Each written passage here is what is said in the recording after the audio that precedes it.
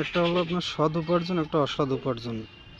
সৎ উপার্জনটা তো আল্লাহ সন্তুষ্টির জন্য এবং তাকওয়া থেকে আপনি করেন, অবৈধ পথে যান না, হারাম অন্বেষণ করেন না, এই জন্য আপনার সৎ উপার্জনটা একটু বরকতময় হবে, অসৎ উপার্জনের উপর প্রাধান্য পাবে। এক্ষেত্রে দেখা গেল, আপনি একটা উদাহরণ দিলে বুঝবেন।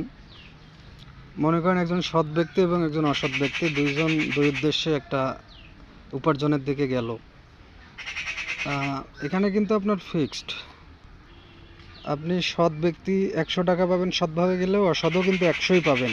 সে হয়তো মনে করতেছে আমি হয়তো একটু বাড়ায় পাইলাম, বা কিন্তু পাওয়ার দিক থেকে কিন্তু আপনি সেম পাবেন, বেশি কম হবে না, কারণ নিয়তিটা আপনার ফিক্সড।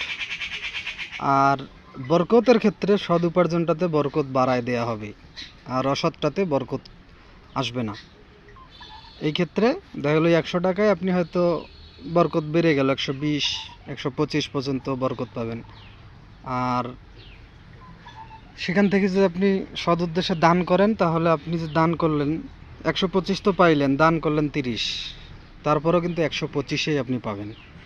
আর অসৎটাতে ওই 100ই থাকবে। ইভেন ওখান থেকে যদি আপনি 50 দান করেন, তাহলে আপনার 50 নেমে আসলো, বাকি 50 দান হিসাবে ওইভাবে গ্রহণ হবে না।